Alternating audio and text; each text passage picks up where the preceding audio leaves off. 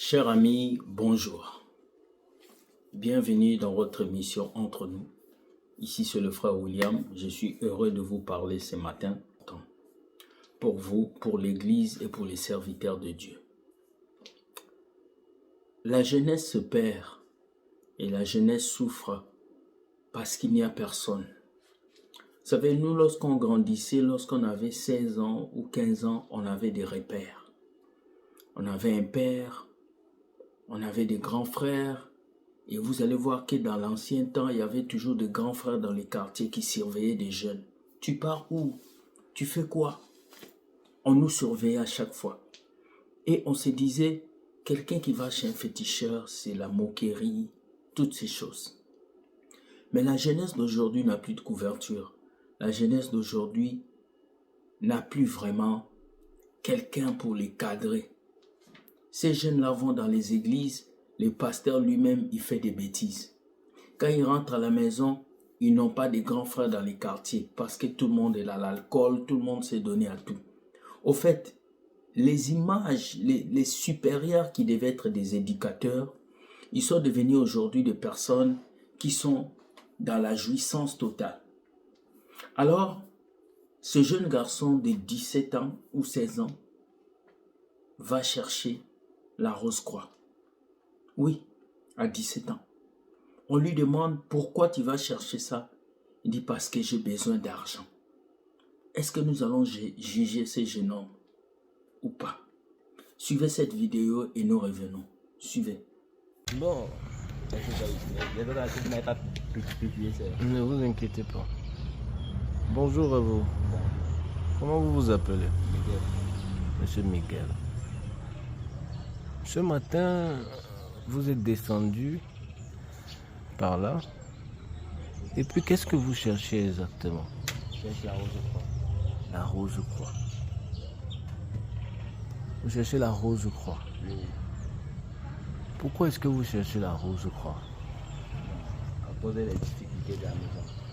Les difficultés de la maison. Mais ne savez-vous pas que la Rose-Croix est une mauvaise chose? Je connais. Je me suis renseigné avant de chercher. Avant de chercher. Et qu'est-ce qu'on vous a dit? Et en le temps, c'était un mauvais endroit. Et qu'ils ont des conditions qui ne sont pas faciles. Qui ne sont pas faciles. Et quand vous avez entendu ça, vous n'avez pas pensé à voter les recherches? Parlez un peu plus fort. Bon, quand ils m'ont dit ça, je me suis quand même renseigné. Vous voyez, non? Je me suis quand même renseigné. Ils m'ont dit qu'entre temps, il y a des sacrifices à faire. Que pour entrer même dedans, d'abord, ce n'est pas facile. Et l'argent là, ce n'est pas un bon argent qu'on peut dire qu'on peut manger jusqu'à. Mais si moi je voulais entrer dedans, c'était parce que ça n'allait pas. Ça ne va pas. C'est parce que ça ne va pas. C'est pour cela que même le travail, je cherche le travail, je n'arrive pas à avoir le travail. Donc c'est à cause de tout ça si je voulais entrer dedans. Et vous vivez avec qui? Je suis avec ma mère et mes petits frères. Et quelle est la situation de chez vous? Bon, on ne peut pas dire qu'on vit une belle vie. Un petit peu de difficultés à la maison, comme par exemple, bon, on doit le bailler et la mère elle n'a plus la force comme avant. Et elle se bat avec le champ. Moi-même, il faut aussi dans mes petits chantiers. Mais à cause de ça, ça n'arrive pas à satisfaire le bail. On n'a pas encore son argent complet pour le verser. Donc il nous met la pression de libérer la maison. Si on libère la maison, on ne connaît pas trop d'où nous allons rester.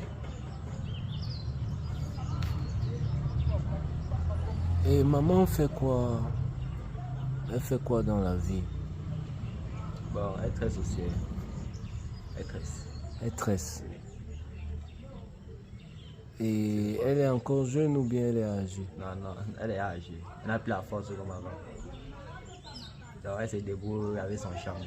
Elle se débrouille avec son champ. Et qui gère la maison? Bon, pour le moment, c'était d'abord elle. Comme aussi, bon, donc, qu'est-ce que je Donc, avant, c'était la bonne de père qui vient à la maison. Mhm.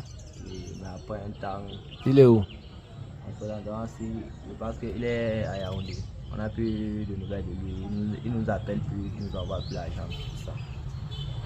Donc, il nous a complètement abandonnés comme ça là. Et qui se bat pour gérer la maison maintenant? Présentement, si c'est la mère. Et vous faites quoi? Vous fréquentez? Non, je fréquente plus. Je me bats quand même dans les chantiers. Des fois, quand il n'y a pas les chantiers, je pars à la laverie ou bien je pars à la fabrique. J'essaie un peu d'avoir les petits pointages. Et vous faites comment ensuite? Bon, dès que je finis, j'apporte tout l'argent à la mère. Je lui donne. Voici ce que je suis rentré avec. Essaye de faire comme tu peux faire. Pour nous nourrir avec. Présentement, s'il n'est pas encore un bon moyen, tout dit que non.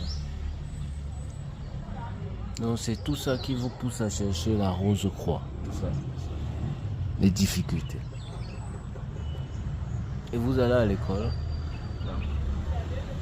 Vos petits frères vont à l'école? Et Vous avez combien de petits frères? 5. 7. 5. 5.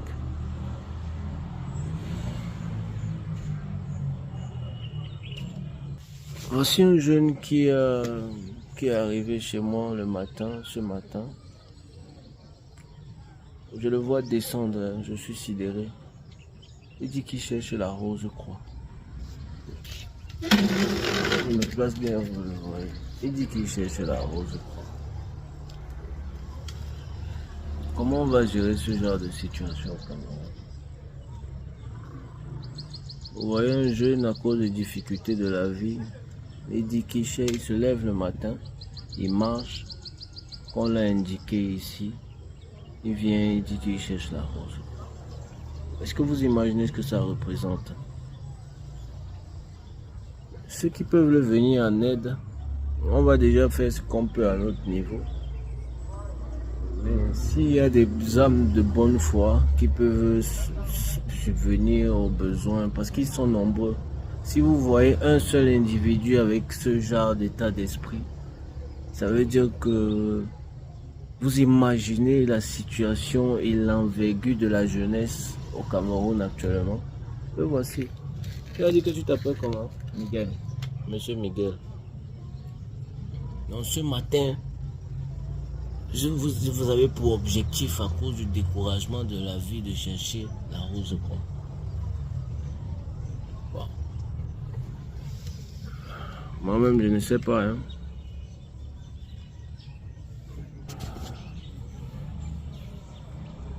Mais il faut savoir que c'est un très mauvais chemin. Est-ce que vous avez compris?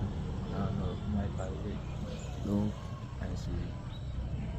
un très mauvais chemin. Il faut enlever le genre d'idées là dans votre tête. Donc maintenant là, si vous avez le travail, J'arrête de chercher.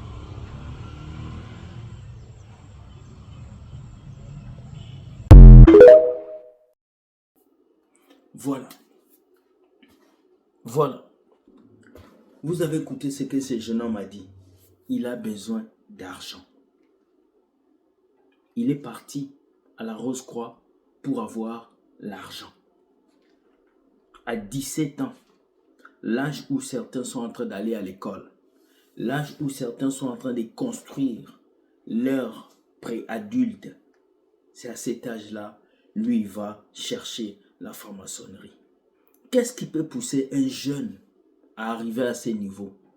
Qu'est-ce qui peut pousser un jeune à dire même, je vais chercher un loge pour avoir l'argent? Il y a 4 choses. La première chose, c'est la déception de la vie. À 17 ans, ce jeune est déjà déçu de la vie. Il a tellement vu, il est fatigué. La deuxième chose, c'est l'injustice de la vie. Oui, la vie est injuste. Ce jeune garçon à 17 ans, il voit ses amis à 17 ans qui sont fils de présidents, fils de ministres, qui sont très loin, qui ont des richesses que lui, il n'a pas. Il voit que la vie est injuste. Et il s'est dit, je vais chercher à ma manière. Troisième chose, c'est la pression de la vie. Vous savez, il y a des jeunes qui vivent la pression. Voilà pourquoi vous, les parents, ne comparez pas vos enfants aux autres. Regarde le fils de Nati, regarde son fils, lui il est diplômé, lui il a l'argent, mais il n'a pas eu la même éducation que ton enfant. À force de comparer vos enfants à d'autres, vous poussez vos enfants à entrer dans les loges. C'est là-bas qu'ils vont vous sacrifier, ils vont vous détruire. La pression des parents et des familles peuvent pousser des enfants à faire ces choses. Quatrième chose, la cupidité. La cupidité peut pousser un jeune homme à son bas âge d'entrer dans des loges parce qu'il veut qu'on le voie avec l'argent. Il veut draguer toutes les femmes. Il veut avoir les belles voitures. Mais vous ne savez pas ce qui se cache derrière. Ça m'a fait mal de voir un petit frère, parce que lui, il est comme un petit frère pour moi, aller toucher les fétiches. Juste pour l'argent. Juste pour la richesse. Les gens sont prêts à tout dans ce monde. Alors, parents, faites attention à vos enfants. Parents, faites attention. Vous êtes assis avec votre enfant, vous ne savez pas peut-être qu'il a déjà signé des pactes. Parce que dans ces loges-là, lorsqu'ils entrent, ils vont leur demander une liste. Dans la liste, il va mettre le nom de papa, le nom de maman, le nom de toute la famille. Il va avoir l'argent à 17 ans, vous ne savez pas ce qu'il fait. Vous ne savez pas quel business, mais il a l'argent comme pas possible. Faites très attention, nos jeunes sont livrés à eux-mêmes parce que personne ne s'occupe d'eux. Le gouvernement ne s'occupe pas d'eux, les églises ne s'occupent pas d'eux, les pasteurs ne s'occupent pas d'eux. Quand ils vont même à la jeunesse là-bas, ils n'ont rien comme enseignement de la vie. Il est important que nous puissions prendre soin de cette jeunesse. Ce jeune garçon, si quelqu'un pouvait l'aider à vendre les oranges, si quelqu'un pouvait juste le prendre, l'inscrire à l'école, il allait aller loin. Vous pensez que le jeune chinois qui se réveille et qui pense à construire une boussole a le temps d'aller dans un loge? Vous pensez que le jeune qui crée des choses en informatique a le temps d'aller? Non. Tout ce qui fait ça, c'est l'oisivité de nos jeunes. Normalement, les gouvernements doivent créer des centres de jeunesse pour les jeunes. Ils doivent créer des activités pour la jeunesse. Mais nos jeunes aujourd'hui en Afrique travaillent, mais ils savent qu'ils vont à l'école, mais ils savent qu'ils ne vont pas travailler. Ils vont à l'école, mais ils savent qu'après l'école, ils n'auront pas d'emploi. Mais vous voulez qu'ils fassent quoi? En tout cas, cette vidéo est un cri d'alarme.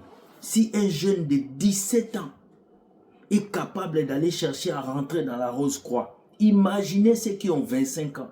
Imaginez ceux qui ont 30 ans. Imaginez ceux qui ont 40 ans qui vivent encore avec papa et maman. Et avec ce message, Marcelo Tounassi va venir vous dire que vous êtes en retard quand vous avez 30 ans.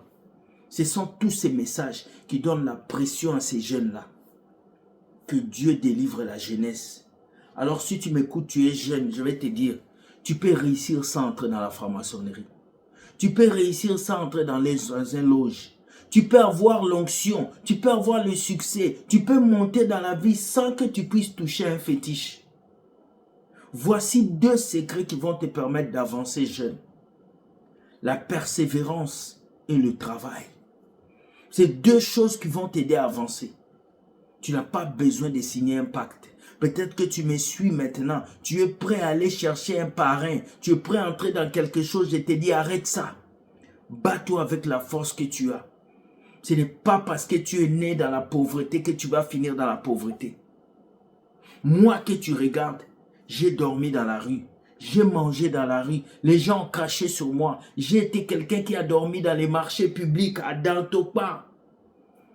Mais aujourd'hui, Dieu m'a fait grâce, je vis au Canada, j'avance parce que j'ai cru en Dieu.